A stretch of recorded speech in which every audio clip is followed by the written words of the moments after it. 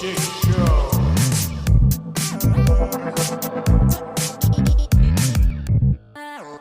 Aloha, and welcome to the Joy Schtick Show, a weekly podcast where three friends from Hawaii talk story about pop culture things that bring us joy.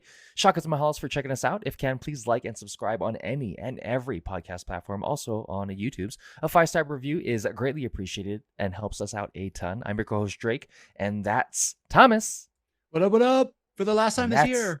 Oh, what up for the last time this year? And that's Scott. How's it? For the last time this year. For the last time this year. Hey.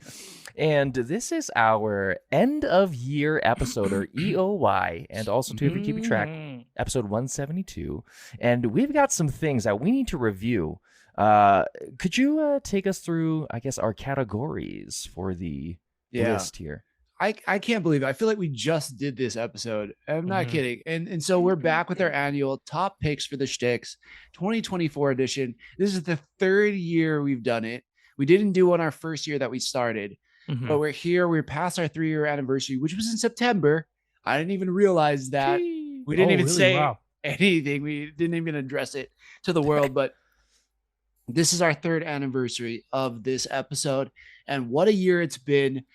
We almost put out 50 episodes this year. To your point, Drake, I don't even know if we said this while we were recording, but that was almost one a week. We were 3 shy, and God, it was an incredible year, and there was a lot of great things. And there was I will say this though, I didn't feel like it was a good movies year, and it wasn't a big comic book year for me, and it wasn't a big comedian year for me. Like, there was comedians I really dug, there was things I dug, but like nothing was like, man, I'm gonna add that in my top of the year list. Like, I don't know about you guys, but that's kind of how I felt about it after like recapping everything we covered this year. Yeah. No, I agree. Yeah. It was hard for me to find, like, there's a lot of movies I watched, but they were just, kind of okay. You're going to hear our top 3, and I think the ones I picked ended up being the ones that just kind of maybe stood out the most. But yeah, I enjoyed a lot of them, but it's not like, like some other years. Like last year, we had some really big ones. We did. Yeah. We had the Barbenheimer, like that. Like, the fact that I remember that, like, what did we have this year? We had Glicked or something. Like, that didn't hit. A lot of you didn't hit. It wasn't very popular. Oh shit! Did you just drop that? Remember it? I'm done. Give me the chills. So the categories for this year, which they were every year really, is top animation. So you can do an anime here. You can do an animated show. If you have nothing, you can do an animated movie. Then we got top shows. This one, I had so many, but we're only again, it's top 3 of all of these. We have top movies, and we have top video games, and the last category is top comics/books. So you can put in comedians, stand-up specials, and comic book series here. So yeah, and I think that we can kick off with top anime animation, and we're gonna go our 3, 2, 1, or while you do your 3, drop in your consolation one as well, one that almost broke into your top 3 but didn't quite get there. Yeah, and then we'll kick it off with you, Drake. All right. So in terms of top animation, I've definitely got 3, and I've got a kind of a honorable mention, but not really. So I would say top 3. I'm not going to put them in order, but I would go Kimetsu no Yaiba, which is the most recent one, the Demon Slayer. I thought it was kind of a great crescendo into kind of what we're going to be seeing moving forward, a bunch of battles that we're really looking forward to. Dandadan, I think, was fantastic. I didn't expect to like it getting into it, and it was just one that I think really pushed some boundaries, and it was a really surprise anime for me. I mean, one that literally did, like the first episode where the girl's on the table and the alien dudes are in there. You're like, wait, is this gonna like do get a little nuts. Grapey here? And then you're like, these are high school kids. It's a crazy show. Yeah, it was getting real weird. and I really liked it, and I'm pretty sure it's on other people's lists here in terms of animation. And by I say that I liked it, it's not so much how how much grapes it was going to get in the beginning, but how it kind of built itself out. It wasn't it was based off of yokai, but it wasn't too much about it. It wasn't very shonen jumpy. At the same point in time, it had some elements that I think can stick to it for the rest of the time. But another one that I thought went under the radar, and I think I ended up really enjoying it, was Zack Snyder's Twilight of the Gods on Netflix. Oh, you watched that? Yeah, Nice. I had no idea. there's a bunch of things I liked about it. Obviously some of that God stuff. Just because I do like Mia Hercules, I thought that was fantastic. And it was just animation was great, voice acting was great. Kind of gave a different take on a Loki, and things of the such. And then Wait. let's see. Let's talk a little bit more about this. Wait, so Yes. is this in your top 3 or is this honorable It's mentions? honorable. No, honorable. those are all my top 3. Yeah, those are my Okay, top three. okay. Yeah. So tell me more. The only thing I know about that show is that Yeah. Zack Snyder did it. And then Oh. nobody said a thing. I don't know if Rebel Moon killed all the hype around it, but like I don't know anything about that show. And I didn't hear anybody talk about it on the internet. Essentially the Jotunheim are a big part of it, and The Norse gods. there's a female who's essentially half giant, half I guess human being, and something takes place where she's looking to exact revenge, and the revenge she's looking Sylvie to seek from Loki is then? against Thor, pretty much. Okay. So the whole time she's gathering a band of individuals. It's kind of got like a Dungeons and Dragons / Vox Machina vibe, where they're essentially trying to kill Thor, and there's all these little back dealings with other gods, and it's you're seeing kind of the darker side of this type of realm, and then on top of that. The battles are super cool. Voice acting is really cool. You get to see a Thor as more of a bad guy and a Loki as more of like an in-between. It's definitely more emotional than I thought it would be. And it takes into account things like dwarves. It takes into account a lot more darker elements of what we think of, almost God of War type situation as well too. It was very well done. Animation was a little bit more cel shady, I think. I would say Vox Machina is probably better animated, but for the style of animation, I thought the story just blew itself out of the water. Definitely a recommend. Wow. Nice. Nice. Okay. I'm gonna check it out. For sure. Yeah. It's like your honorable mention is like the one I'm most interested in now. So well done there. Yeah. All right, Scott, what is your top 3? You could just give your 3 if you want and your honorable mention, and we could go back and forth, or you could drop them all. Do it. Yeah, I guess shoot, I have like 3 American animation and like Japanese animation. You know what I mean? You 3 of each? Could I do that? Yeah. Wow. Yeah. Okay. Give that us cool? your consolation and your third place. Okay, cool. So I think consolation for the American, I'd have to go with Invincible. It was a part 2 to the series. Still really good. I love me some Invincible, but I think that was probably the only reason was because it was wasn't the full season. Mhm. I have and honestly, I forgot about it. Like, yeah, I have my list, but I thought, man, should I put Invincible here? But I was like, maybe because they broke up that season, it didn't land for me as much as some of the other shows I had of it did. If that makes sense. Yeah. No, yeah, that makes sense. My number 3 for the American side would be Vox Machina. Yeah, boy. Yeah, that one fucking stole my list. So good.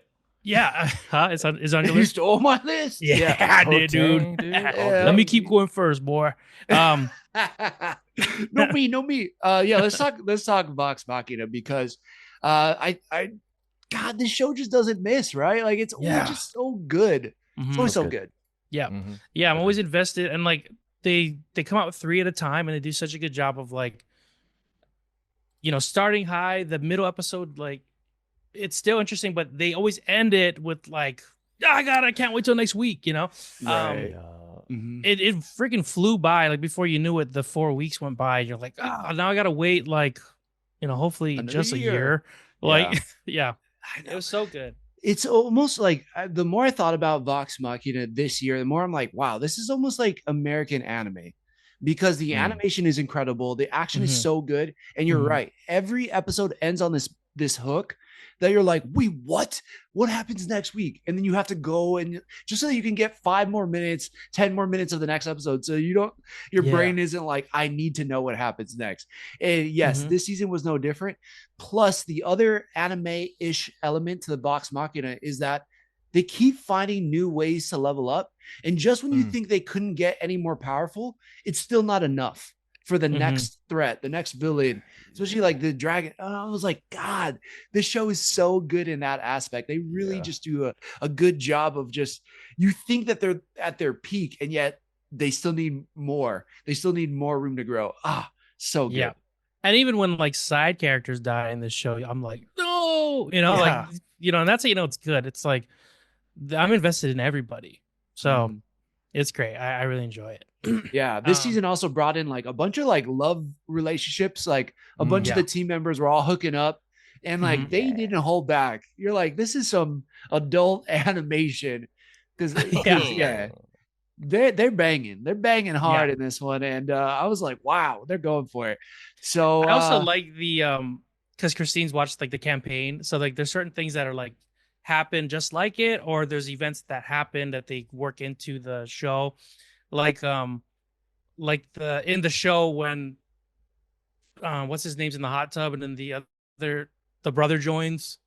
Vex and Vax. Or it was like Percy and Vax or Vex. Yeah. And then like his sister's there the whole time, like you don't know, and then she pops up like, oh. So like when they did the live campaign, like Christine was telling me, when they did the live campaign, I think he was in a bath and then like the kind came in and they're just having a scene no one knows, and then when the scene ends she just goes, and then I pop out of the water, and then it's like, oh crap, like it's kind of like an add-on thing, organically very funny, and they're like, we got to put that in the show, and they just did a little different. So it's cool hearing the behind the scenes almost like live commentary from Christine, so that's adds so to it for me for sure. Hell yeah, that's so good. That show is incredible. Love that cast. All right, what's your number 2?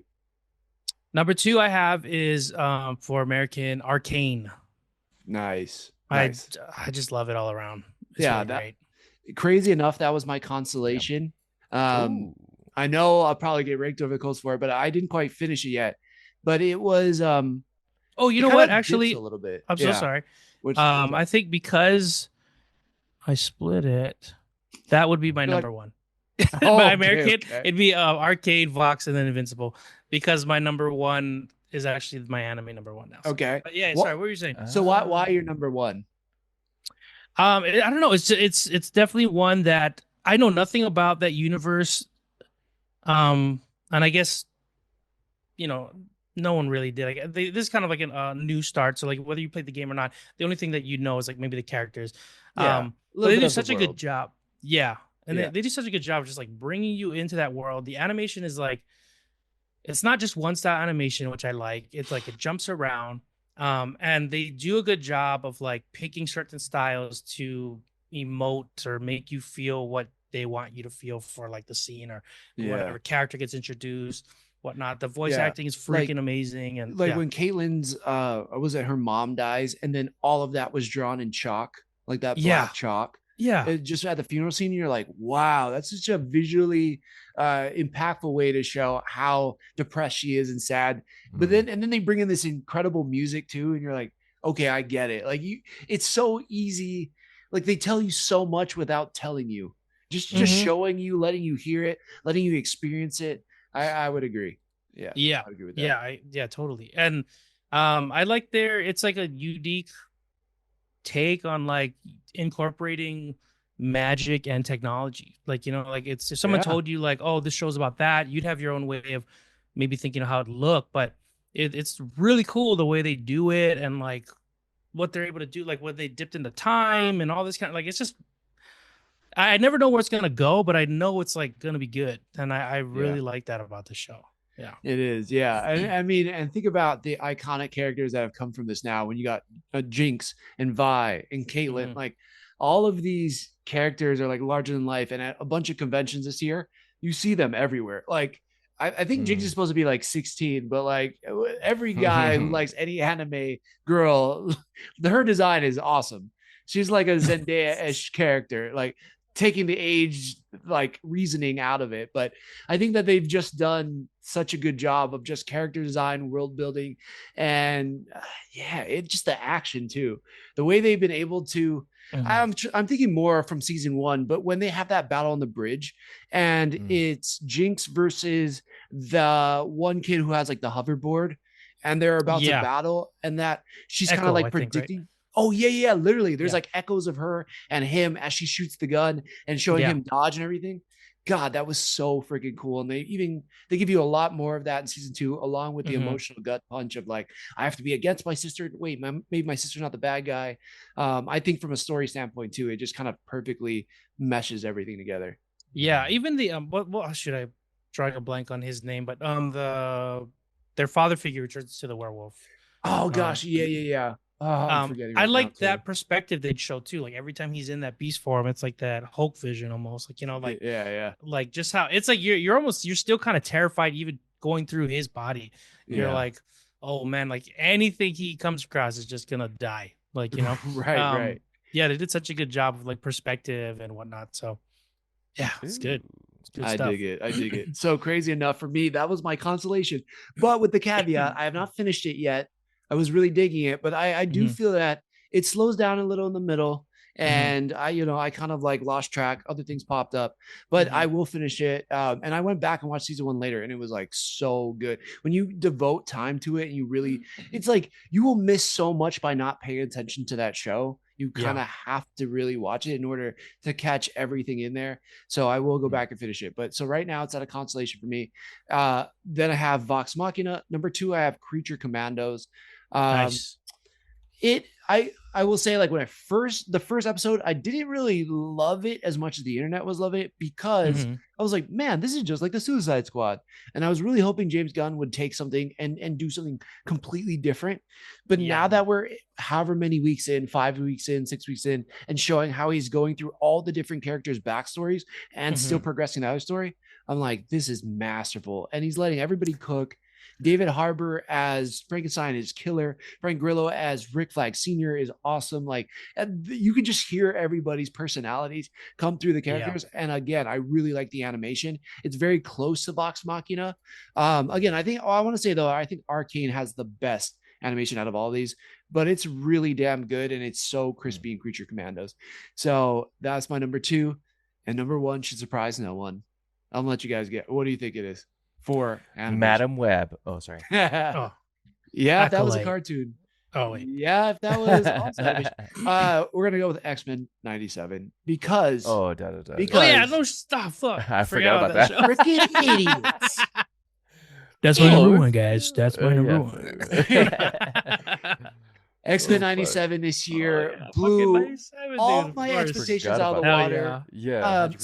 Since COVID, I've been watching the original one, the animated series, still recapping it. I was like, there's no way they can make it like as good as this and everything. But somehow they found this natural evolution of the animation and evolution of the characters, found people that sounded exactly like them, and then brought people back from there. And then obviously, I mean, this is before I like really knew anybody on the show. And now I have this added element of knowing everybody. But I think that they also just stuck the landing with the story. Every week was really interesting. Like, you have this crazy ensemble of characters. And I think this is something Creature Commandos does well too. And Vox Machina does well. You care about all the different characters. You care about the side characters too, as you're talking about. But it brought in some heavy stakes. There was people that died with Gambit this year. And then it leaves you at the end of the season like, how the hell they're all scattered throughout time. How are they going to come back from this? And it just was so good and so amazing. The added bonus was the online rhetoric around it was so amazing too. Like, so many people were pumped on this. Chatting with people on Threads, on Instagram, on TikTok was so fun. I had just such a blast with this show, more than a lot of shows we've been doing over the last 3 years. I had so much fun with this show. And I think just from an overall experience, like, nothing can top X-Men 97 for me in terms of like animation. And yeah, maybe that'll give you a little hint as to where I'm at with shows. But I think that brings us into shows. Drake, why don't you give us your honorable mention and your number 3? So my honorable mention is probably going to be a Bad Batch. Okay. It closed out the season this year, and kind of brought everything together. I think again, it's an underrated show. And then in terms of top shows, I would say in order This is from hard, dude. Yeah, 3 to number to one. 1. Yeah, this one is hard. I would go, and I'm just being Fallout, Okay. Avatar: The Last Airbender, and obviously Shogun number 1. Duh. Okay. I knew Yeah. Shogun was going to be there, but Yeah. Avatar: The Last Airbender in second place. Oh, Yeah. Okay. I would have put Level Up in there, but I only liked really one episode of Level Up. So Yeah. Secret the level. Pac-Man yeah, one. yeah. Pac-Man. That was a weird level. Yeah, I Like, know that's that was fucking a weird dude. episode, right? That was real Talk weird. about creative freedom on that one. I know. I Um, was like, okay. You're like, I guess. Yeah. But So- Avatar. So give us a number little 2, thing. Give us a little thing on like Fallout, then Avatar, and then why Yeah. Shogun. So Fallout, I want to say it was just surprising. I didn't expect it to be as good as it was. I thought the casting was great, obviously, for the tomatoes. And Your favorite it- saying, I think, this year. my Tomatoes. number one saying. Yeah. And just how it kind of played out, it was dramatic, but it was funny. It didn't take itself too seriously, but it was very true to the actual IP. And having also gone to FanCon and watching Ella Purnell speak on it a little bit more kind of brought me a little bit closer to it. And so I really appreciated it, I think, a little bit more. In terms of Avatar: The Last Airbender, I mean, I think it was a surprise because, I mean, the last live action Airbender, apologies, Senor, just didn't do it good, right? Yeah. And Because Night Shyamalan just didn't do it Because I good. couldn't think of his name either. I was like, Yeah, I was like, I want to The throw your Last life Night? around. yeah, Shyamalan. M. Night, yeah. He just did. I just thought it for a live action, the casting I thought was relatively spot on in comparison to how the characters acted in the roles. I thought it was a very interesting portrayal of like what it would look like in live action, and I think it actually plays. I think there's a future for Avatar moving forward, and obviously that studio moving forward. So I was very excited to see that, and also too, it was an American kind of built thing, and it's nice to see that kind of put its footprints in the sand and keep them there. Mhm. And Shogun, I think, obviously because it was just the best live action historical, or I guess you could say semi-historical slash sort of autobiographical, but not really, like Japanese culture of that time that has ever taken place on TV, that shows it in a realistic way, but also a dramatic way, but also not overdoing the Japanese culture and then not whiteifying it in a way that we're kind of used to. So that in general is just day after or week after week waiting for the episode to come out, and then cliffhanger after cliffhanger, and then really getting to know these characters, and just watching Anna Sawai and Hiroyuki Sonoda just dominate in terms of their acting prowess. It was just kind of a beautiful thing to see. So Shogun, obviously. Yeah. It was, they crushed it with it. And yeah, it's like you never really know. And then you hear FX and you're like, really? Like, Yeah, I how's this gonna be?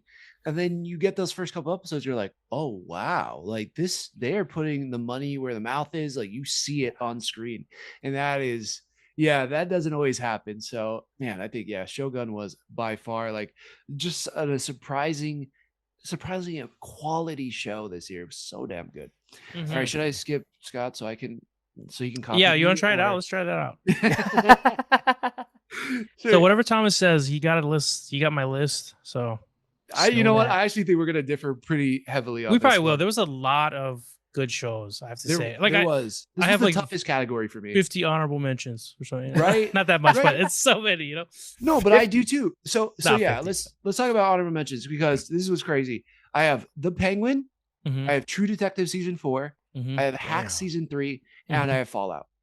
Like to That's a good list right there. Yeah. right. And all those shows for things that you said, Drake, Colin Farrell absolutely crushed it. True Detective, like getting Jodie Foster back and that story and seeing that part of Alaska and the mystery with like the sci-fi elements to it were great. And you know how much I love Hacks. I love Hacks to death. I will hope they continue to make that show forever.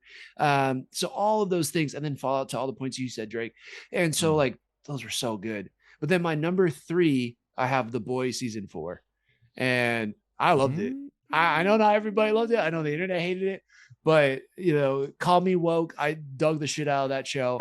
And I think it's fantastic. It always surprises me that element of having Jeffrey Dean Morgan in Billy Butcher's head, where it's not him. You kind of get like a Fight Club-esque moment there. Surprised the hell out of me. And then just the satire, the way it like puts a mirror on like real life society. I dig the shit out of it. I think The Boys is so good. This season killed it for me. So number 3, The Boys season 4. The Boys.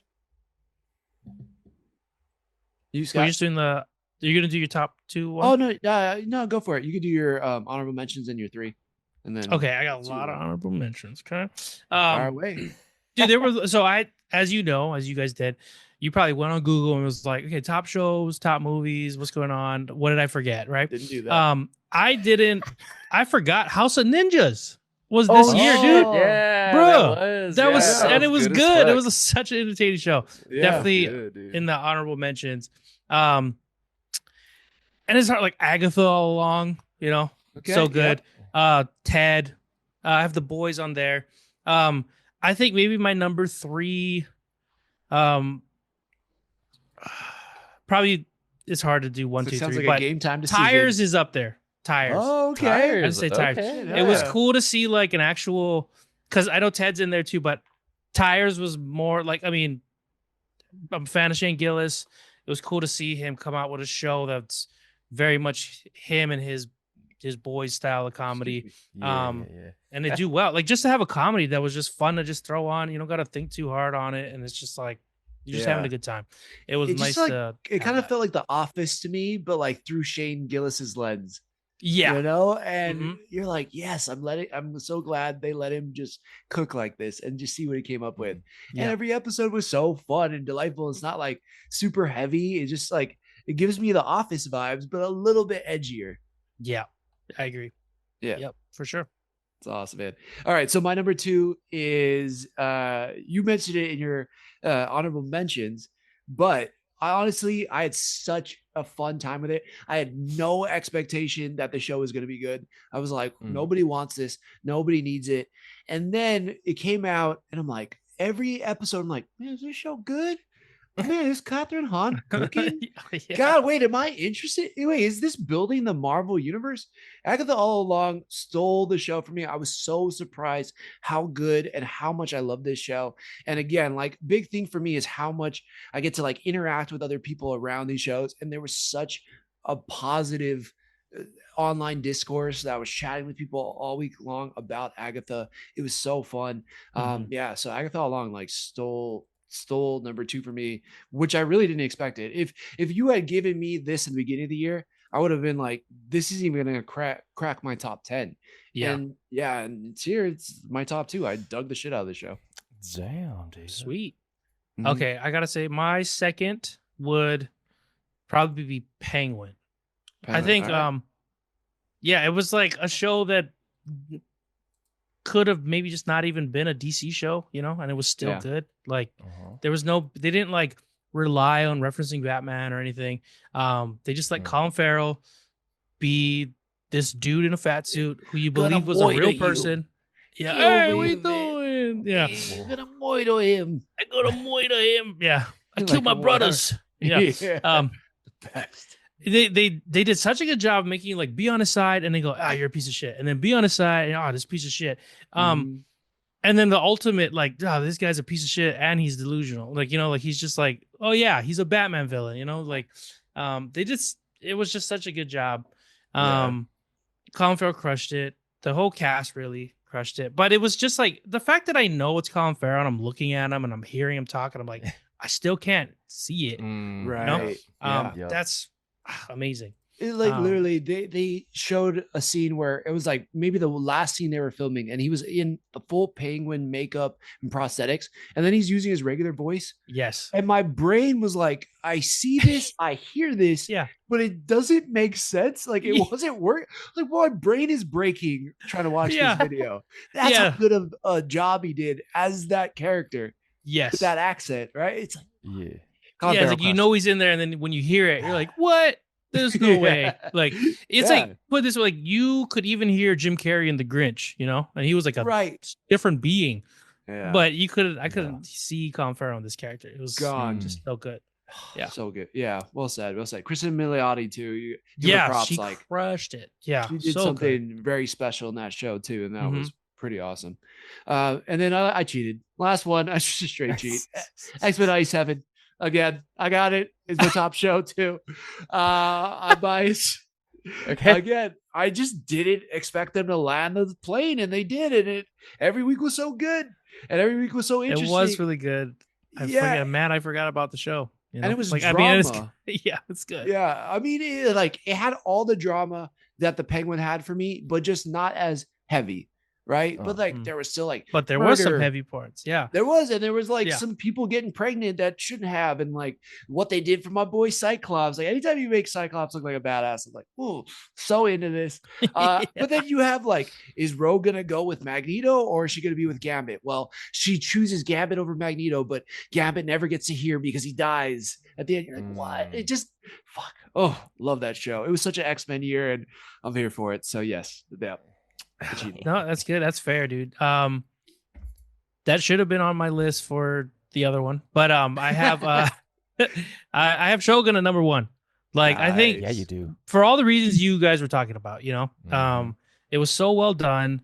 The fact that it was like an FX show, like I can't imagine watching this on TV with commercials. Like I'm so glad we got to just watch it like straight through. But like the fact that this is like a show that's just like, you're going to get ads for Charmin in the middle of it. You know, like, it's just like, it doesn't make sense. It's like, it should be a movie. It was like that kind of quality. Charmin clean.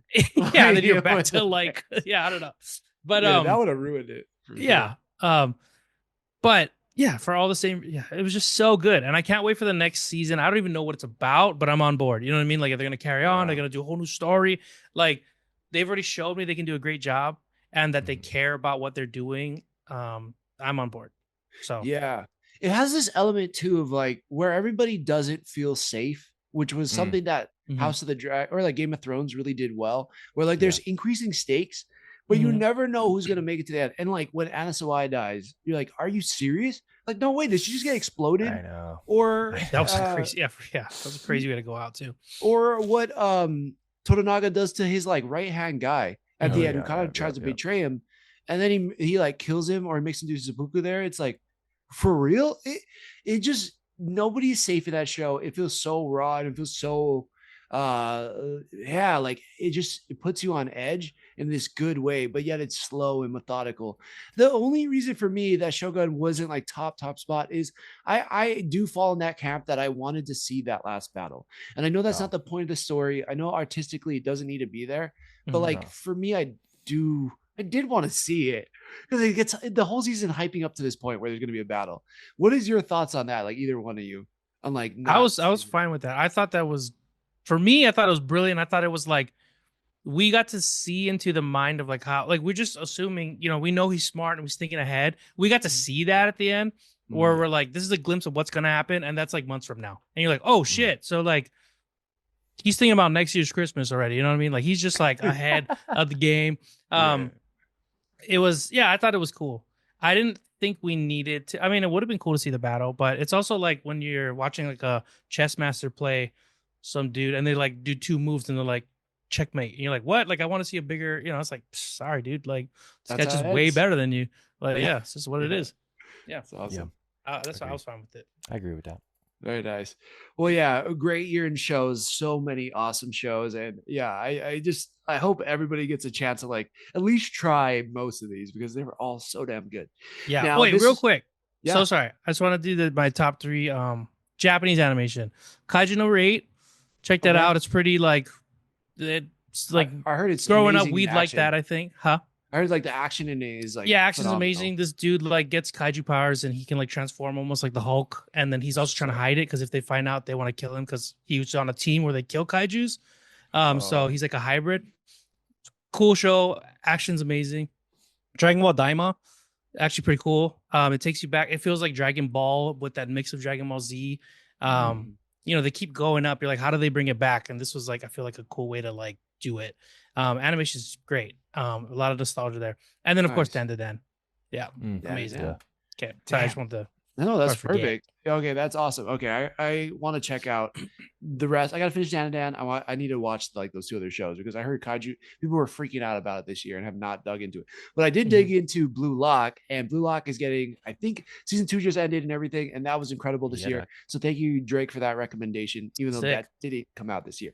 Now, okay, we are into top movies. I don't think the movies, for me personally, I don't think movies delivered as much this year as some as the shows did. Or just I don't think they did. Like there were so many movies I watched when I was going through my list, and I was like, watch that, didn't love it, watch that, didn't love it, watch that, didn't love it. So it was so I don't know if my list is going to be that impressive, but either way, Drake, kick it off with your honorable mention 3. I would go honorable mention is a tie between Moana 2 and Bad Boys Ride or Die 2. Shut up. Are you serious? Yep. Okay. I don't know if you're joking. Last year I said the Meg too. So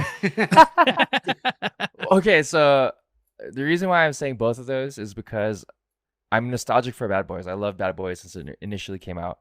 Right. And you know, obviously with the whole Will Smith situation, it was kind of tough. And then like you think, oh, they can't possibly make it, they can't possibly continue this, making it watchable. And it was watchable. It was exciting. I mean, the story it still played in line. It was pretty decent. It was decent. Dude, honestly, I watched it on a plane over to London, and I'm like, man, this is a good movie. Yeah, it's not terrible. No, I mean it's good. I'm not gonna say camera it's like angles, great. Yeah, the camera was cool. The way they kind of follow the gun sick. Sometimes as they're flipping it. The way they brought in like Vanessa Hudgens and that cast back, but also like Will Smith's son from the last movie and worked him into the center. It was like really, really well done. And then good. Martin Lawrence getting his like new take on life from almost dying to then like how all of a sudden he's like, I got a vision, man. They can't kill me. I'm not gonna die. So he's just like walking in traffic. So it was hilarious. It was hilarious. Yeah, it was nostalgic. Yeah, to your point, it was nostalgic and it was really good. In terms of the second honorable mention of Moana 2 is because could it have been better? Yes, but the fact that things like Lilo and Stitch and Moana are gonna get live actions is just again nice to see kind of that polyculture still in like mainstream. So that's the only reason why I would put that in there. But number 3, Dune Part 2. We got the same thing. Yeah. Because it was just good. I mean, yeah. What more can you say about it? It was just good. Yeah, it was so good. I think visually too. I think where it stands apart, there was a lot of movies this year that have a lot of visual aspects that are awesome. But this clearly was on a different level. The color grading, the way they kind of make the desert look these shades of orange and then this like shade of white and tan and the way it kind of plays up the religious aspect and turning a very complicated story into something anybody can follow, but then making it interesting. And then you have all these sexy young actors and the fights were cool. I thought that was really good. I didn't love it walking out of the theater. I will say that. Like I was like, I don't get it. I don't like it. I don't dig it. And then the more I sat on it, then I watched the second time. And then the second time I watched it, I was like, oh shit, I get it. This movie is incredible. So yeah, I think, I agree with you. That's why Dune Part 3 is my number 3. Or Dune Part 2 is my number 3. Yeah. Scott?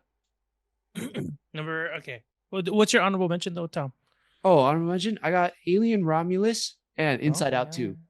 Okay. Really dug Alien Romulus. I thought that was so fun. Yeah, you talked about it before. It took me months. I had to wait till it came out on Max, and then I finally watched it. And I was like, "Oh shit, this is a really good Alien movie," and it ties in things from the original Alien. But like all those young actors were great, and it was an awesome, fun movie. Tons of action, pretty scary. And then Inside Out 2, I was like, "There's no way Inside Out 2 is better than Inside Out 1," and That was everybody really was good, saying, right? Yeah. "Oh my Wasn't bad. god, that was like it hit me in the feels." And yeah, it has some similar things to my number one movie, but I was like, wow, they really did it. They found a new way to make this even this world better and more interesting and more complex and grow with the character. I thought that was so good. So yeah, those are my consolations.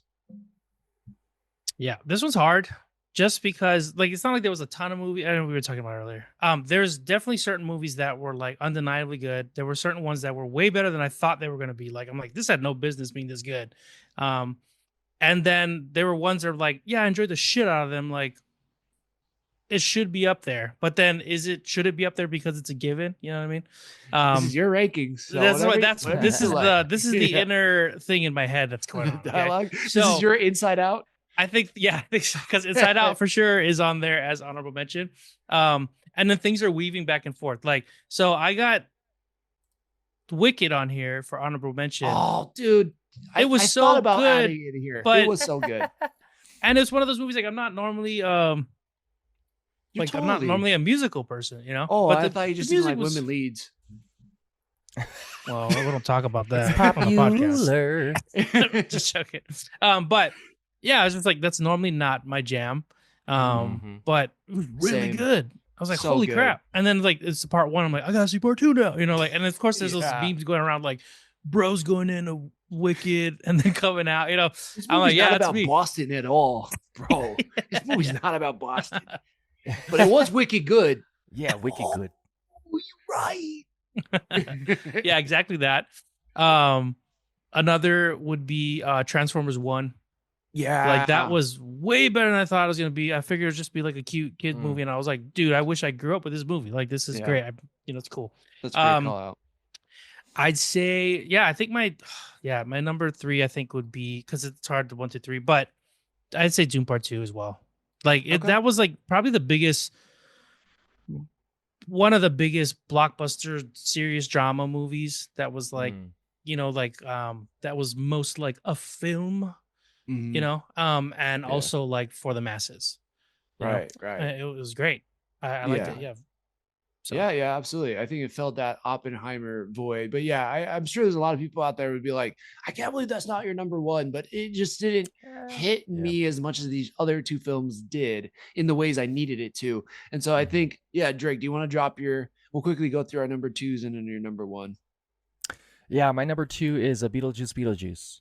Oh, hell yeah. That one's good. Yeah, that was good too. Yeah. I finally got a chance to watch it and I was pleasantly surprised.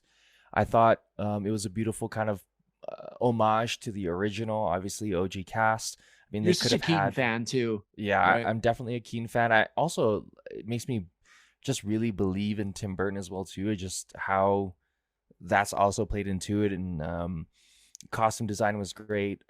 I think story was pretty good. I would have liked them to include individuals like Gina from the OG, but I understand moving forward. I thought all the acting was great. I thought the story kind of went to a different place where it kind of refocused everything. It could give us a Beetlejuice as like a finale, which would be interesting. At the same point in time, I'm happy with Beetlejuice, and it was very nostalgic. It was very fun. So it's my number 2. Yeah, he was so funny in that movie. Like, and I didn't even expect the whole musical number in the middle of it, which was so funny. Like, and the lip syncing and that movie. Wow, so funny.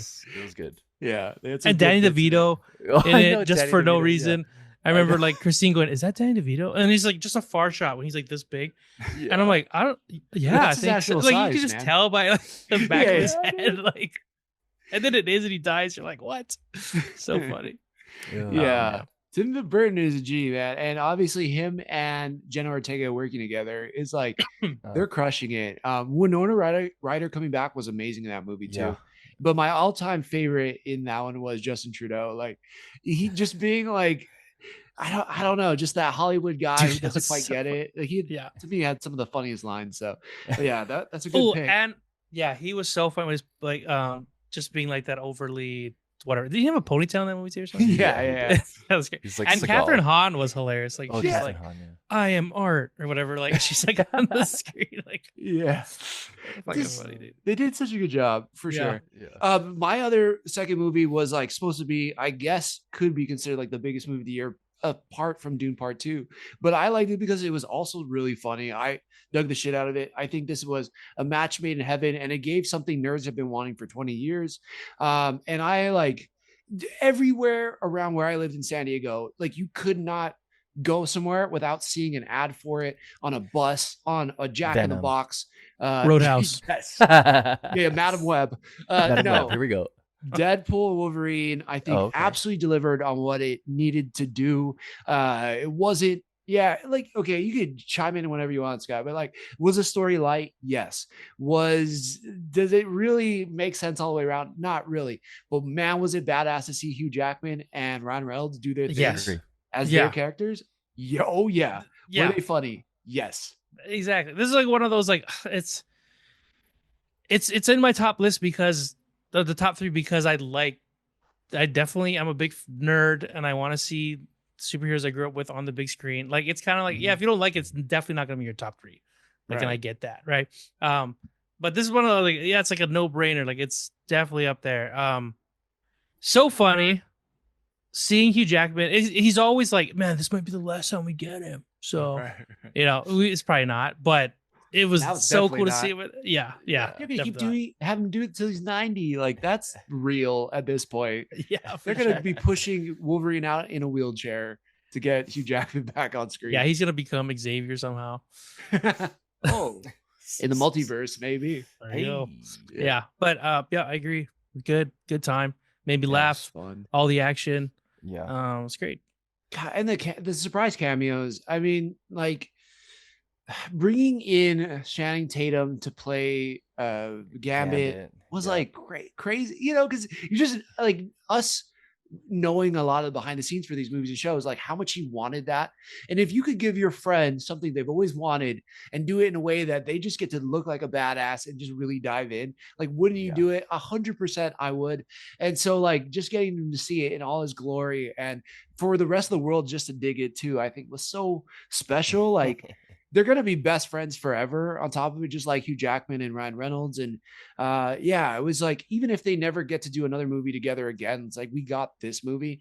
And again, the story was whatever, it was light. I really feel like there's some plot issues in it, but from like an aesthetic standpoint, from fun, if you literally just take Plane, Trains, and Automobiles, like a comparison of like what they were able to do of these unlikely pair getting to go on an adventure, and then by the end of it they find their way back and to each other, that makes them better people. Like you get that from this movie.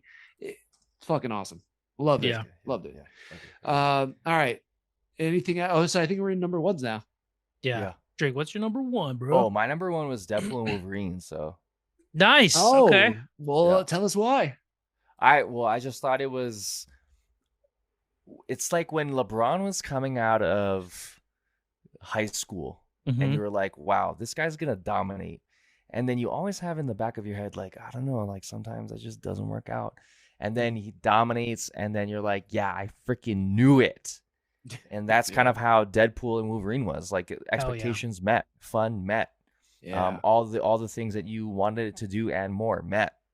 You couldn't think of a more like money back guarantee. More Met movie. Yeah, like more met movie. Like what else delivered Say that more one than? more Remember fast. we were having a conversation just wondering if it was gonna break $1 billion. Like we already Yeah. knew it was gonna do well. We're like, you think he's gonna make Yeah. $1 billion? Like, yeah, so Yep. Yeah. so good. I'm So sure hype. it got pretty close. I think it was in the 800 millions, if I'm not mistaken. Yeah, which is real impressive. Yeah. They smashed it. They Yeah. smashed it. What was I gonna say? The theater vibe to it too. Like I don't know what your theaters were like, but every time I was in the theater, like people were laughing, Yeah. people were cheering. Yeah, when Wesley Snipes' Blade came out, people were like, "Oh," you know, like there was that element. When Chris Evans popped up on screen, everybody in my theater lost their mind. No, they were excited. And then when he goes, "Oh, are you gonna see the thing?" And it's like Avengers, and he goes, "Flame on!" People lost they're their like, shit in my "Whoa, theater. shit." You like lost their Okay. shit, and then, like that feeling of like it feels like you're at a concert or you're at a sports game, like you're at a live game. You know, when like your team just scored.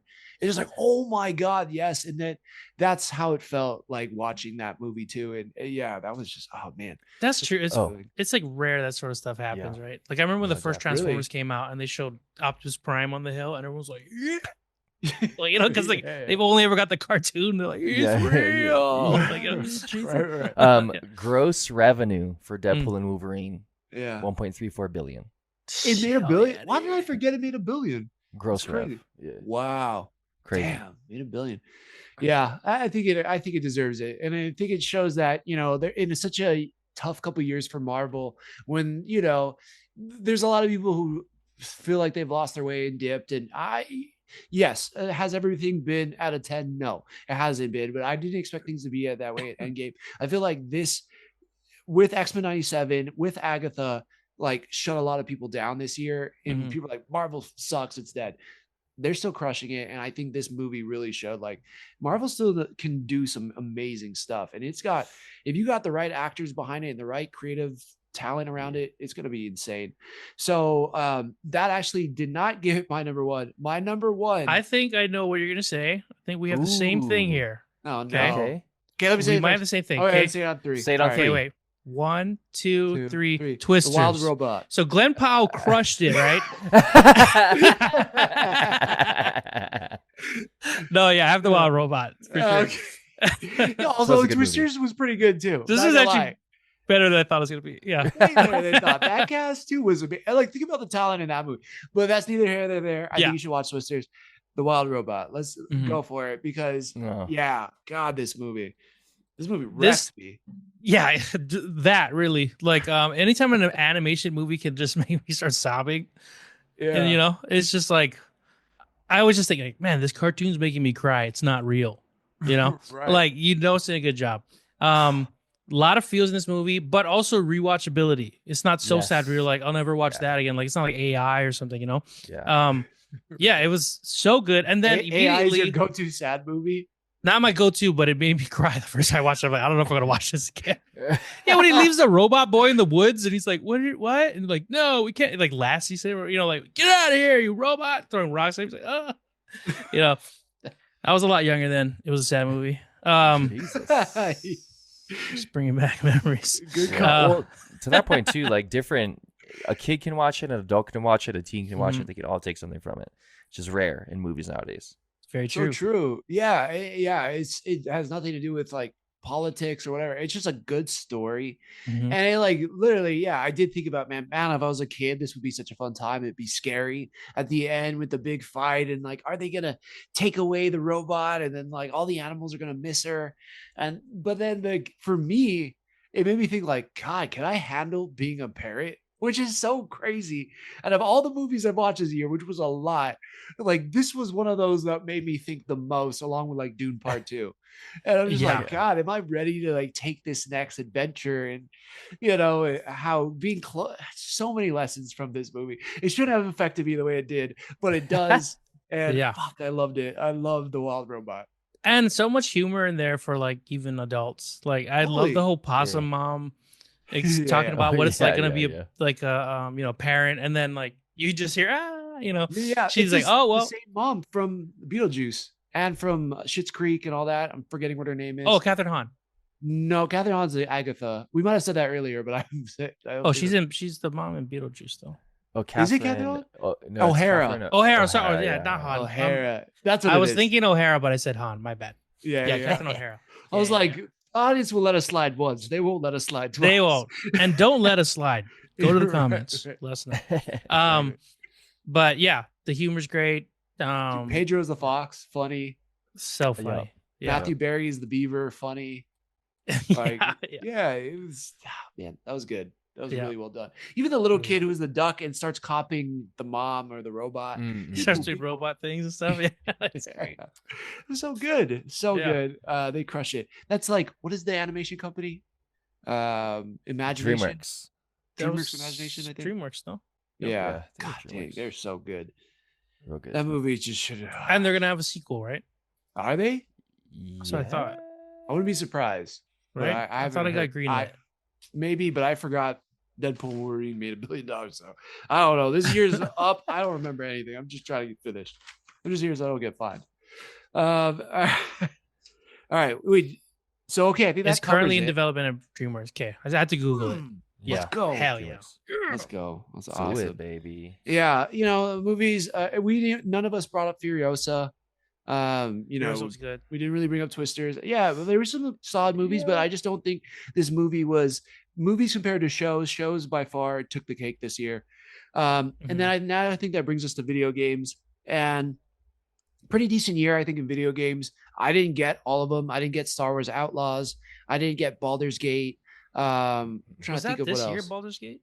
Was it? Maybe it was it. Well, we had Elden Ring DLC. I didn't get that. We didn't get a few like Nintendo games. I kind of just stuck to the ones that we were all playing together. But I will say, Drake, you could take it away on like what game stood out to you this year. Honorable mentions: Harry Potter Quidditch. And Did that come out this year? Yeah, it was this year. Came out this year, yeah. Are you? Oh, Harry Potter Quidditch. Not. Harry yeah, Potter Quidditch. Not Legacy. Not No, Legacy. not Legacy. Oh, no, Legacy. Legacy was last What? year, but Okay. Quidditch came out this year. Yeah. Jesus, I was like, man, where did this yeah. year go? I thought Legacy for a second. Dude, that would be sick. That was Harry Potter Quidditch was a great game. Also, too, in my honorable mention is Marvel Rivals, and the only reason why is because I haven't played enough of it yet, but I do enjoy it. But my number 3 is Tiny Glade. Oh, what is it? Tell us more. It is Tiny Glade is a Steam game. It was kind of getting a lot of accolades at one point in time just because it's a very chill game. So it's kind of like a cell shaded builder. And all you're doing is you're like building a castle, and then you can put water down, and you can make fences, and you can put up lights, and you can put up things the other. You can kind of expand it. Everything kind of just works really nice. You can change the mood and the environment in terms of like the season, and it's just like a patient. I'm drinking coffee. I'm killing some time building this thing. sounds Technically, it's just it's a very relaxing. But like, the soundtrack is great. is beautiful. To what pressure washing was for you, Scott, Tiny Glade is like a builder as well. Nice. Oh yeah. So doing it That's up. awesome. I love it. Okay, so in my constellations, I got 2 side scroller beat 'em ups that I had a shit ton of fun with this year. First one is Streets of Rage 4. Oh, yeah, That was like my put on a podcast. I'm not going anywhere tonight, and I'm just gonna like beat up a bunch of shit. 'em It up. was so fun, reminiscing. And then on top of that, I will add in Mighty Morphin Power Rangers Reader's Revenge, which just came out recently. But yeah, I haven't played a ton of it. But as I play it, it's just so, yeah, it just kind of is that thing. It's not as relaxing as like a pressure wash situation would be, but I could just zone out and then just jam on that game and watch YouTube videos or listen to a podcast. And yeah, it's like they did a really good job with it. It really feels like nostalgic too. Like the way even when you punch the putties, it sounds like the show. There's like the same music from like the originals, like 90s show. And then seeing that crew back, and they made them decently different enough to where like each Power Ranger has their own like moveset and stuff. It's fun. So I really dug that. But yeah, that's it for my consolation. That's sick. Sweet. So you guys, my constellation is one that you guys both mentioned for me. The Power Washer game. Pretty fun game. You power wash things and it's relaxing. It's really strange even to just like mention it. Probably more enjoyable than actual power washing in real life, less work. It's all digital, and you get to power wash, like Shrek's house, SpongeBob's house, like all the DeLorean from Back to the Future, pretty cool stuff. Just a lot of that kind of stuff. You can chase the nozzles and all that stuff. And you can have a podcast going. You can do whatever. You can like learn something at the time. It's just like, oh, I'm stressed out. I got to de-stress, focus on like a single thing. And it's like adult coloring books, but no mess. It's all digital, baby. I was like watching, we were chatting one time, and I was watching you play it, and I was like, what? That can't be that fun. But then this year at IGN Live, they had a bunch of Steam Decks set up, and it had Power Washer on there. And I played it for like whatever 20 minutes. And I was like, "Fuck, this is so nice. I feel so zenned out, dude." Yeah. Except for there was 1% you had to spray in this room. I couldn't find it. It was That's always the early, most annoying so thing when you're bad. done. You're like, where is it? And then now you're stressed again. Yeah, and then the stress goes up. But that game is like so good. Yeah, Mhm. it's I do love power washing in real life too. Oh, But just cool. the amount you done can it, so- do, like you can't power wash in a house normally, and just Yeah. in the house spray and everything. That game's Yeah, awesome. yeah. Whoever came up with that idea is genius. Yep. All right, Drake, Oh, take it away. Your 3, 2, 1. my number 2 is Helldivers 2. Nice. I Right there with mean, you. in general, I think we've spent a lot of time playing the game. It was really fun. The only reason why it's on the list is just because we've been able to have a plethora of fun, much like World War Z. If we could count DLCs, like World War Z is still Oh, pumping for out sure. stuff. Yeah, I was thinking that too. Yeah. But at the Oh, same point in we time, should like count that. Helldivers 2, in terms of like the game that came out, I believe this year. Yeah. We put in a lot of hours, and it was just a really good time. It's just mindless shooting, and it's ever evolving, just like World War Z is. So Yeah. keeping it numerous. It is mindless, but it also like the coordination has to be there. When you get to the True. higher levels, like you Mhm. gotta communicate, and you're not invincible like some of these other games. Like you have to strategize as a team, Mhm. and like us all chatting together and stuff. You're right. That probably should be my number 1. It is my number 2 as of right now. But another game that I have. So to get to my 3, or to get to my 2, my number 3 is Warhammer 40K. I really enjoyed playing that with you guys too. That was a shit ton of fun. Introducing me to the Warhammer universe that I Yeah. had seen so much about, but like seeing that and then getting the secret level episode, and then like what Yeah. you send me from YouTube, and I'm like, holy shit, Warhammer is so crazy. And now with Henry Cavill, that game was really tight too. But I think there's similarities between the Warhammer and the Helldivers. But you're right. I think Helldivers edges it out just a little bit. It just how we had so much fun with that game this year. Or I did. Yeah. Yep. Scotty? For sure. Yeah, I think we have like the same things, but they're like in a different order. Pretty sure. Okay. So my number 3 would be Marvel Rivals, but mainly because, like Drake was saying, I haven't played as much. But I like all the games that we get to play together, minus Power Washer. It's an only me thing, so don't even try it. But Marvel Rivals, great time. I like just like jumping around, and like the other games, like if you dial in, you could dominate, or you have to dial in, or you'll get dominated, or you can just like, this team's not that bad. We'll just all be whatever, and then still have a good time. You can talk shit or like be real serious. And then my number 2 would probably be Warhammer, mainly because I'm not that good at it. Okay. Yeah, that's why it was my number 3. I was like getting owned when I wasn't playing with you guys. Yeah, it's really cool, and I want to learn more about the lore. It's kind of cool to just like, I feel like Warhammer is almost like introducing One Piece of people. Like there's just so much to get into. But unlike One Piece, like One Piece is very linear. Like this is like you could kind of dive in from wherever and then like work your way to what you like. But yeah, overall it's fun. The co-op. I've only ever played the co-op with you guys, and it's a blast. So nice. Yeah. So I think that brings me. Did you say your number 1, Drake? Oh no. My number 1 is Warhammer. For sure. Oh, nice. Yeah. I mean, yeah, it definitely introduced me to the situation of Warhammer as a whole. And you know what happens if, I get too into something, I fucking just start spiraling into the void. Well, this is how I know you really like something is when we start getting in the group chat, we start getting articles, YouTube videos, and like, hey guys, watch this, check this out about this game. You're like, oh fuck, Drake likes this. Super sick, dude. Yeah. Like, so much so like I ended up fucking reading the lore, buying the minis, painting fucking minis, and like obviously Kobe's into it as well too. So that's been pretty chill beans. You guys played a game recently, right? Yeah. Oh, we played a tabletop game recently. So it's yeah, nice.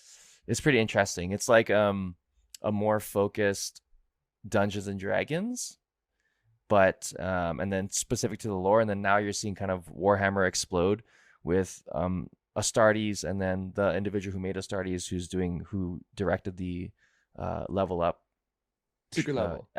secret level episode.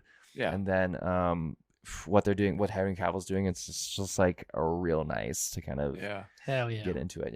Yeah. I think the secret level episode, like standalone, is like one of the best episodes in the series. That was so good. Bruh. Yeah. I was like, if that doesn't get you hyped for fucking Warhammer, like I don't know what, then you're not into it. Then I guess. And you were right You about don't that. have a pulse. Yeah. Because I was the like, last one to watch that. I'm like, let me see what this is about. And I'm like, this is fucking cool. It was so good. It's fucking sick. It's That badass. one, I think like that one, the Mega Man episode, and I really like the Arnold Mega Man was episode, good. like whatever the pirate world was, where he keeps like getting revived. And don't know I if didn't you've see seen that one. I saw the Mega Man one though, but That one I is got you super with that one. good. Yeah, so I think those three were the top, but by far, like the Warhammer one was a standout. They That killed was it with great. that. Yeah, That I And it- hope they do more Warhammer, and then Mega Man as well. Like it ended Mega Man was so it good. went by Mega so Man was quick. I good. was like, please do more. Yes. Like, oh my I gosh. literally like threaded after that. I was like, okay, don't tease us anymore. Like, just green light that as a series. I will Just watch. do a Mega Man I will series, watch yes. every episode 100%. when it drops. Like that was so good. So yeah, but Warhammer is very special. This world I didn't know about, and that game I think is going to introduce so much more people. The other game too, and that's so cool. I didn't even know that you play the tabletop one. I'd be super interested in that. So yeah, you guys already mentioned this for my number one because I have put significant amount of time in it already. Marvel Rivals. I am enjoying the shit out of it. I'm a Marvel stan, so of course I would. But it the more I dive into it, the mechanics, the counters, the team builds, all that stuff, it is a fun game. I love it. I'm having so much fun with this game. And they really did a good job of balancing the characters and then giving us all these different Marvel worlds. And I was playing with Kobe last night and we were just like jamming out for a few hours. And yeah, it's so complex, and yet the controls and everything are simple. But because it's simple, like it forces you to be more creative and use things in a unique way. Like I sent you guys that thing on Wolverine. Like everyone's like, he's a D-list character, F-list. Is that the team captain guy? He's insane. Yeah, Dominating people. I was just gonna say that. Like that's like that. It kind of reminded me of Melee, where like you're like Bowser's shit, and then like when that Gimpy Fish guy first figured out. I mean, now they figured out how to beat him, but my brother was just telling me, there's like this Donkey Kong player right now. If whoever listens that plays Melee, there's a Donkey Kong player currently that's beating like top Marth players because there's just a new meta that they created. So now they got to figure out how to, and it's like, a game's good when they're figuring out how to like to make these low tier characters like win.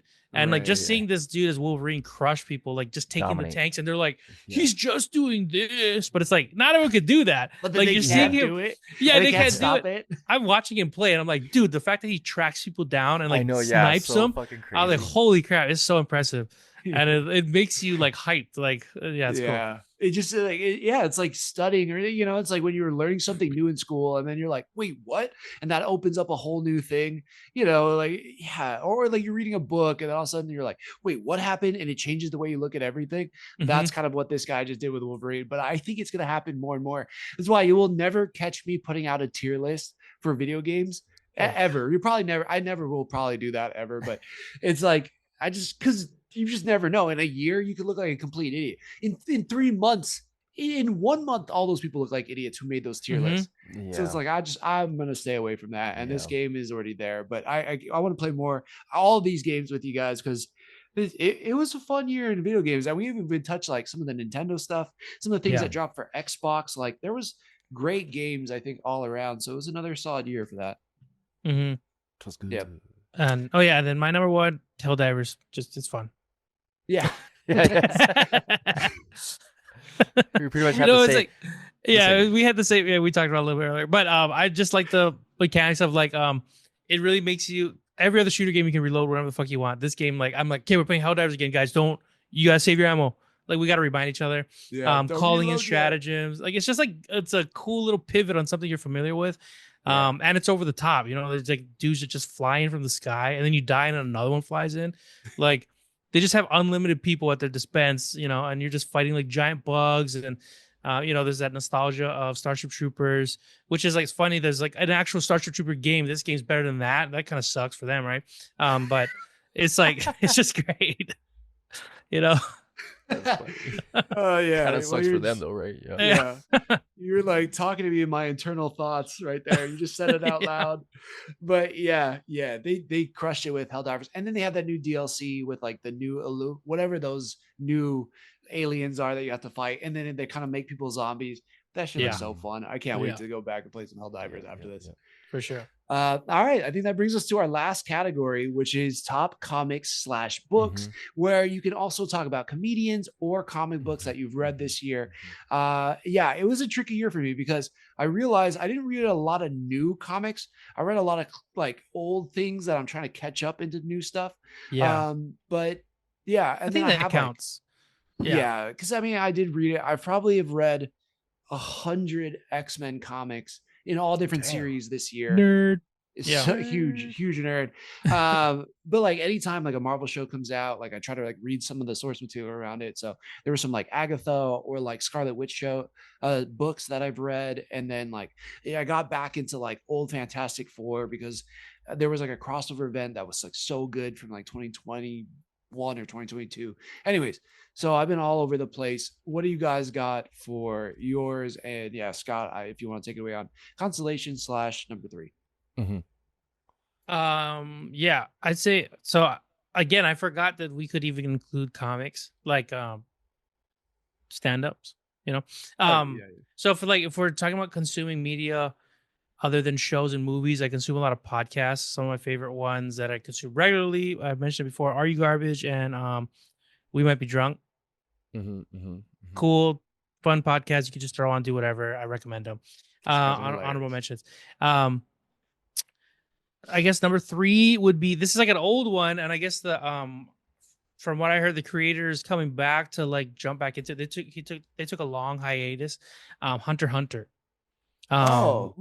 It's like a really old anime, and like I started watching it too, and like it's weird. I didn't know that they did this recently too with Ranma One Half, but it's like they redo it, but they still keep that like old look to it, but it's just like sharper and whatnot. And they redraw scenes and whatnot. But so I'm watching the old one, but like the revamped one. It's still kind of old, and I'm reading it. Hunter x Hunter. It's a cool show.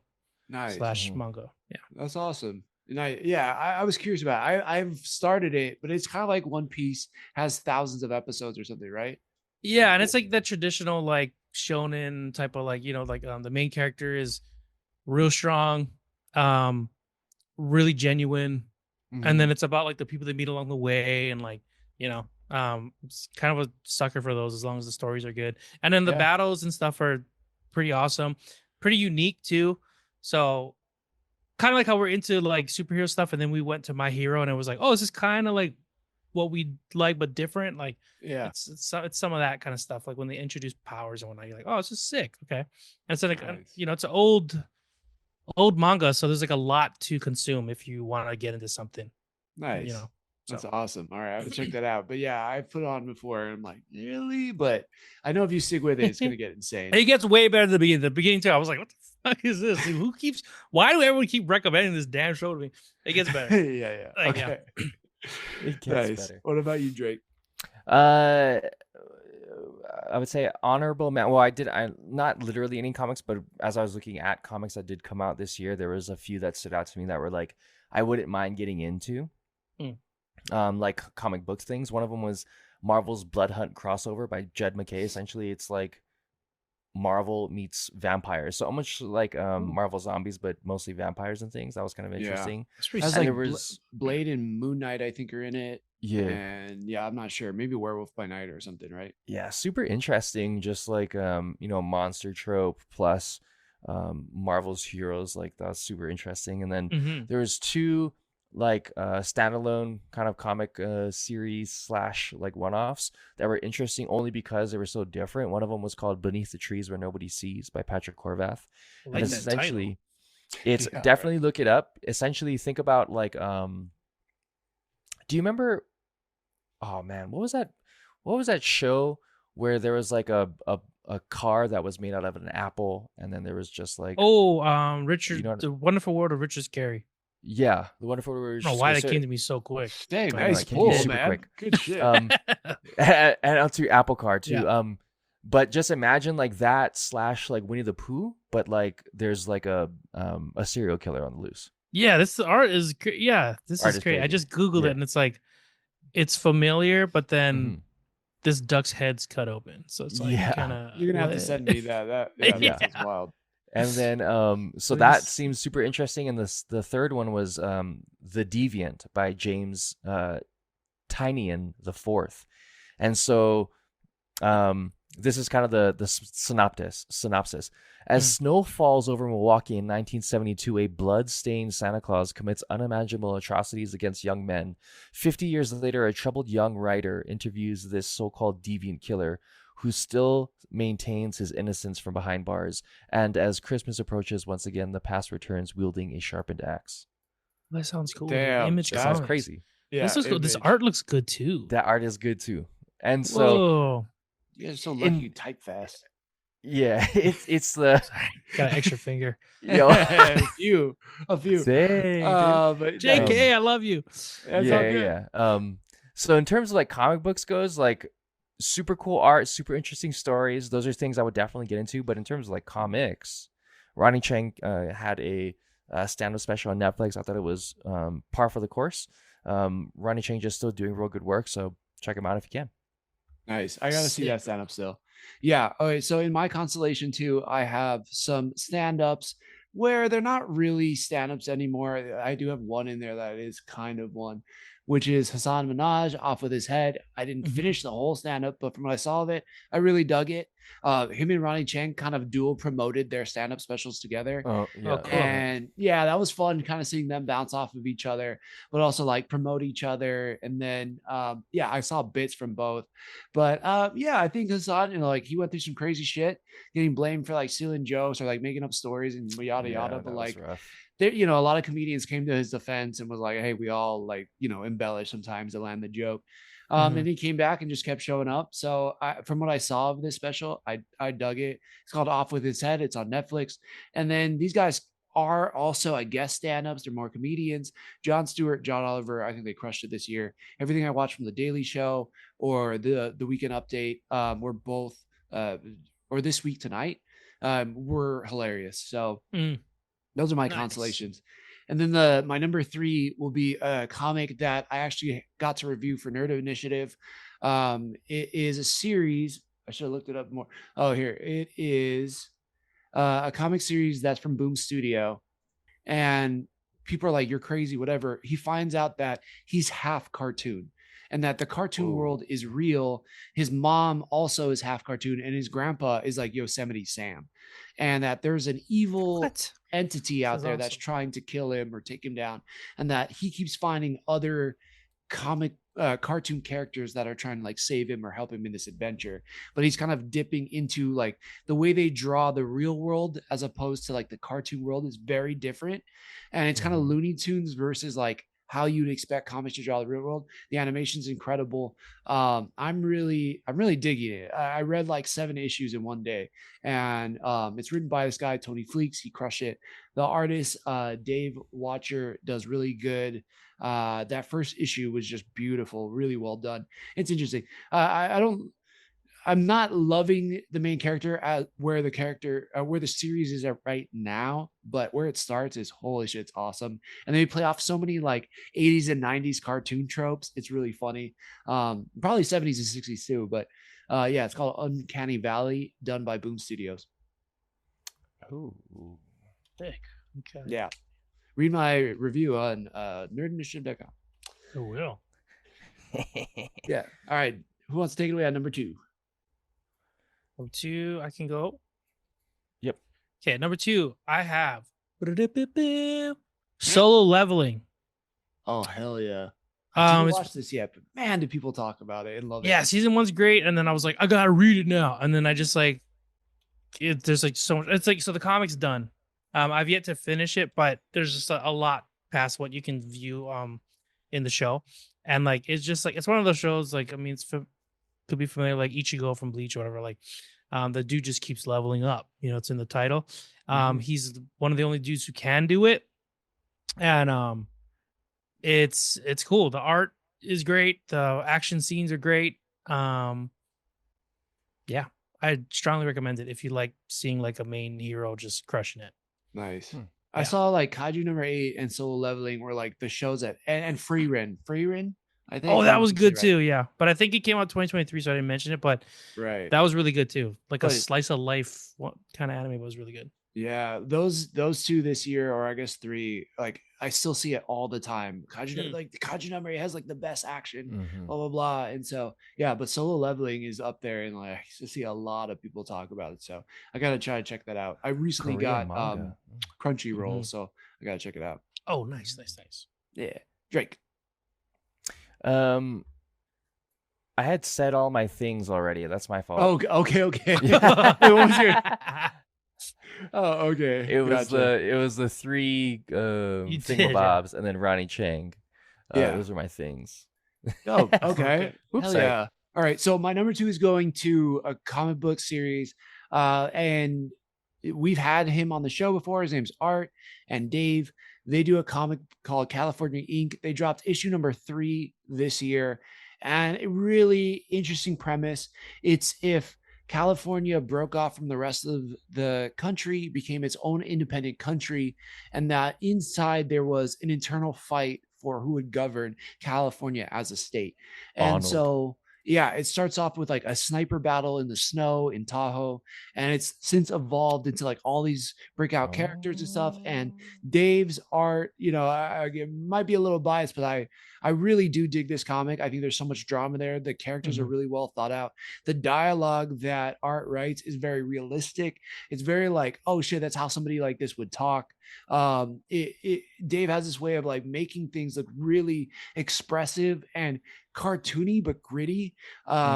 Yeah, it's this nice blend. And so we're getting issue number 4 next year, but I really do enjoy this comic. It's an indie comic. There's a Kickstarter campaign right now for issue number 4, so you can jump in there. But yeah, not only are just like good dudes and good friends and people that you want to support, but the comic is legitimately interesting and fantastic. And like these variant covers are beautiful, like hands down. Like I would want a poster of them. So yeah, California Inc. Available now. We'll put the Kickstarter link in the show notes, but legit, issue number 3 was wonderful. Issue number 4, I believe, is coming out in January. So yeah, check it out. Steve. So good. Nice. Yep. Do you have any more, Scott? I do. Number 1 is one that's been around, but they keep making new stuff, so it's on here. One Piece. Oh, nice. It's good, man. Guys, it's good. Tell me how. It's real good, guys. You should check them out. The main guy, he's real strong and can punch real hard. Yeah. Oh yeah. You get robot action. What is his name? Saitama. His name's Luffy, bro. Brother Luffy. Yeah, it's really good though.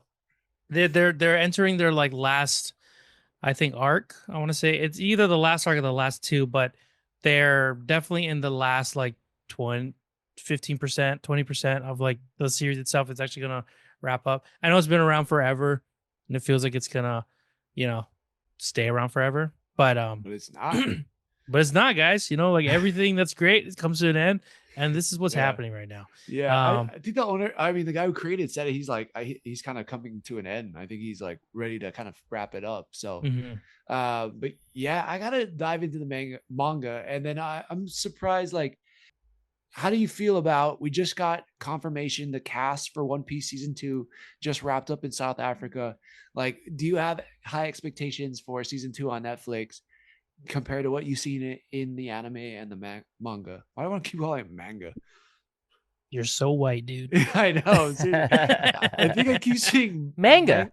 Yeah, manga. That was terrible. No, Anyway, it's okay. You caught it. I'm just like, I like the first one. It was fun. The first season, it was like really fun. It was one of those shows better than I thought. I'm not really a huge fan of like live action anime. It's just really hard to do, and like the budget's normally not there. One Piece is like such a goofy world. They somehow just like made it work. Like everyone's just, I don't know, like that whole feel, like them being goofy and the powers are kind of weird and the comedy, but also there's sometimes like really serious stakes whilst you're fighting a dude who can like, he's dressed like a baby or something, like it's just random shark man. Yeah, or like there's like especially in the first season, there's like a shark man. There's literally a dude like later in the series who he ate the swim fruit. So cool power. He can like dive into anything and just swim like Okay, yeah. through the earth. But like he dresses like a baby and he has like a pacifier and he's like Yakuza cool. But like he looks like a baby and you're like, what the fuck am I reading? But but then the fights are awesome. You're like, how do you fight a guy that swims through the earth? Right. So it's like this constant, like you're laughing and going, whoa, like throughout the battles and stuff. So there's something there Yeah. for everybody. But yeah, I'm just hoping it's fun. I hope it brings more people to the show slash, the manga or whatnot, or the manga, if you will. Manga. Yeah. Uh, And I heard they're gonna redo, like they're gonna be a new rendition of the anime coming out. I think where they condense it a little more. Because I think the way they did it before, it just made sense to the time, like the way they stretched out the show and everything. It felt like if you watch old Dragon Ball Z, we all know Goku charges up for days. yeah, like 6 so- episodes. He's Yeah, still 6 episodes. charging. He's like, how is this spirit bomb gonna go off, dude? Just kill the guy. So I think they're gonna, condense that down. And hopefully, new people check it out because I really like it. And I think other Do it. people will Yeah, as well. sounds like a good manga. Yes. Yeah, Manga. it sounds awesome. And then the last thing for me, I'm still doing this. I'm pretty sure I was doing this last year too. I was reading everything from House and Powers of X, and I'm still not quite there. Right now in the comic series for X-Men, they're doing all the From the Ashes. So Krakoa has fallen. It was literally called Fall of X. I am just at the part now where I'm getting into Fall of X. That will bring me into 2024. I have every new X-Men book sitting on my shelf. I haven't touched it yet because I'm trying to read as much as I can of that to get to this point. But I think because of how much I've read of that is kind of like my number one comic series this year. Every night I read like 3 issues or 4 issues or whatever. And it's been like a fun journey through it and seeing like new takes on X-Men, but also like the thing with X-Men too is there's a lot of history there. So they have to bring it up and you learn new dynamics for characters and stuff. And yeah, it's just been a fun time to be an X-Men fan. I can't wait to dive into the new thing and see how like this whole world has changed. But yeah, Dawn of X has been pretty cool. And I'm sure if you go on Reddit, there are people who love the Krakoan era. They love the Claremont era. They love the Krakoan era. And I get it now why Krakoa was such a big deal in the last 3-4 years when it came out, because it really did change the way that the X-Men worked in that world. It wasn't about we got to protect all the humans. It was like we have our own civilization, we have our own society, we have to protect us now. Yeah. Like fuck everybody else. Humans aren't going to help us. We're never going to integrate. We got to do our own thing. And it was kind of cool seeing them build this society like little by little, and how like people who didn't get along kind of have to, because if you want to stay there, you have to get along. And yeah, Dawn of X has been pretty fantastic. I've learned a lot about a bunch of different characters, and they brought some characters back that I kind of knew from the animated series and stuff, and they've evolved them. And yeah, it's been fun. So I can't wait to get through this, but it's awesome. And then From the Ashes is next. So next year when we come back to this, I should be fully caught up through everything all the way up to like present day. And yeah, we'll see what happens. But they came out with 3 new series this year. I can't wait to dive into those. Yeah, I think Exceptional X-Men, Uncanny X-Men, and then just the X-Men are like the 3 different series going on. But oh, cool. It's been pretty cool. Yeah. So I think that's kind of it for our top. Let us know what you guys think about all of that stuff. Before we go though, is there anything in 2025 you hope for? Any last messages for the year? Because yeah, again, we put out almost 50 episodes this year. We showed up. We watched a bunch of stuff that we loved. We watched a bunch of stuff that I think we hated. We picked up some things. We read some things. Not all of it jived with us, but some things like we're like, wow, better than expected. It was a really interesting year, I think. I still really feel like there was a lot of COVID hangover in Hollywood in some degree. And yet I think that, and maybe like writer strikes and all that too, but shows just brought it. Like if you want to talk about, like people talk about 2023, it was like that was the year of video games. Like video games crushed it. I think in 2024, this in my mind will be the year of shows because every show that came out was actually fantastic. We almost needed a top 10, but yeah, it was just such a fun year. And for me personally with this podcast, there were so many more conventions I did this year. And there were so many more people I got to see in real life and just like hang out with and chit chat about like the stuff that we talk about, but like with people at a bar or on a convention floor, or like look at goodies and like see the people who like made the shit that we like talk about it. It was just such a fun year though, despite, not everything in movies being as good as I would have hoped, but still an amazing year nonetheless. Hell yeah. Sorry, Ben. That was good. I had to take that in real quick. I know. Yeah. I think so. Next year, I wrote down some shows and movies I'm looking forward to. Oh yeah. Lay it Care on. to listen? Let's do it. Are we do the things we're hyped for next year? Yep. Yeah. Let's do that. Let's do it. Yeah. So, like you were saying, like this year was a year for shows. I feel like next year has a lot of like continuing great shows. Yeah. We're looking at Severance, Andor, The Bear, more The Bear. Yep. Stranger Things is wrapping up. Wait. None of us mentioned The Bear in our top shows either. No, but that's how I looked deep it up. this year It was. ended. Technically. No, actually, it was this year. It was this year. I think it was my honorable mention. Maybe We're gonna have to go back and play the tape. If not, edit that in, Tom. Okay. But like that's crazy. That's how deep this year was though. Yeah, that's true. Yeah, that's why it was just so much to love this year. It's crazy. Yeah, more The Bear. That's definitely another show I'm looking forward to. Stranger Things, Peacemaker.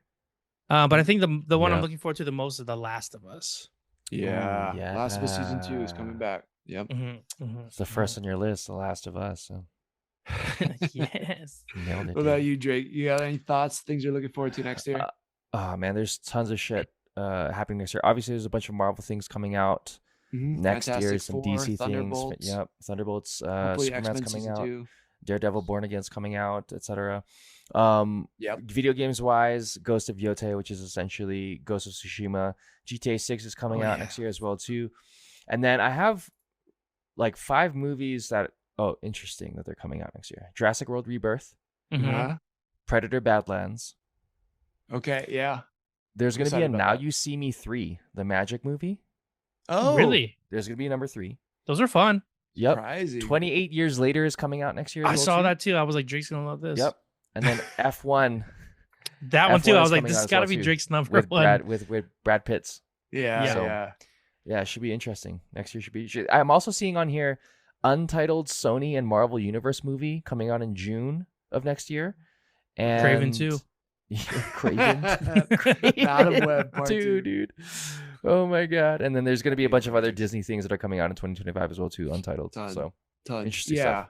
I think for me, the most hype list has got to be Fantastic Four and Superman. They come out supposedly Yeah. July of next year. Yeah, That's going to be crazy. it's going to be busy. But we kick off the year with Captain America: Brave New World. We end the year with Thunderbolts. We got Mickey 17, the guy who did Parasite, with Robert Pattinson. We got Electric State with Millie Bobby Brown and Chris Pratt, and by the Russo brothers. That's going to be interesting. We have Wicked Part 2, possibly. How to Train Your Dragon live action. Live action. Looks And pretty good. Ballerina. And Ballerina from the John Wick world. I mean, that's good with Anna de Armas. And Keanu's in it. Like, that's going to be sick. Yeah, it's going to be Sir interesting. Keanu. Also, Mhm. I don't know if you guys like this movie as much as I did. Zootopia 2 is coming out. Oh yeah, Zootopia Oh, is nice. coming out. Yeah. I was a big Nice. fan of the That's first right. one. Yeah. And did you guys see the trailer of it looks like a interesting indie-ish film. I'm kind of interested to see it. Death of a Unicorn. You see that trailer? Yes. Oh, yeah, That comes out next A24. year too. That looks Paul very Rudd and fun. Jenna Ortega. That looks Yeah. super fun. I think it's gonna be super weird. It's gonna be quirky, but like the cast is phenomenal. Yeah. That's crazy. That one's gonna be super interesting. Yeah. I dig that. Let's see. We got you talked about Severance, Invincible, Daredevil. One Piece is coming back. Mhm. Yeah, X-Men 97, and then we're getting Spider-Man, Your Friendly Neighborhood Spider-Man. Yeah. So I think I'm most hyped movie wise for Superman just because there's so much writing on this. Yeah, dude. And I have so much faith in James Gunn. Yep. And I feel like no matter the outcome, I feel like James Gunn's gonna make the best movie he can make, whether people like it or not. So 100%. Yeah. you know what I mean. So that I'm What did you guys excited think for it. about the trailer though? We didn't get a chance. Throw it in here. I mean, I liked it. it was good. Yeah. I really you know, liked it. Yeah. It's a new Um, take on it. It showed some things that we want to see at the same point in time. It wasn't like too ridiculous where it's like, how the fuck are they gonna make this work? Yeah. I think it was more emotional than I thought it was going to be. Yeah. Like it was like way, they're definitely going for like a gut punch and, like, oh, see Superman bleeding there. They Crypto take me home. And then he the looked like he music at the received the gut punch. end. Yeah. He did. Yeah. Yeah. His gut was coming out through his mouth kind of punch. But yeah, it looks so good. It's going to be Looks such a real great year. Yeah. We've hell of a year, guys. Appreciate you guys. It's so fun Same. that we've continued to do this 3 years in. Yeah, let us know if you made it this far in the episode. Let us know what your favorite movies, shows, games, books have been this year, because yeah, it was just a ride, man. It was so fun. Yeah, I love this year. It's crazy that we're coming to a close, and we'll see what happens in 2025. Maybe we change things up, because we did some things towards the end of the year that were a lot different. And I'm not afraid of evolving the show and making it different. If you have suggestions, let us know. But I think we're gonna revamp. We'll probably be back, I want to say, in the second week of January, probably, or third week of January. We have to talk about it. So hang on till then. And in the meantime, yeah, let us know what you want to hear more of. And yeah, if there's something we should try, or if there's something we're not watching and should, please let us know, because I'm down. Do it. All right, guys. Hell yeah. Anything else? All right. We Just, could do it in unison. yeah. Thanks for sticking it with us Thank for you. the new year. What? Oh, sorry. Sure. And 3, 2, 1. Thanks Thanks for for sticking sticking it with us. in 2024. the new Hey, year. year. Wait, I thought we were gonna say what you just said. Yeah, that's Okay. what I thought too. But then I mean, it also sounded it was at like 0.5 speed. You're I throwing was it like, I lost it. Ding ding bing bing bing bing bing. The Joy Schtick Show.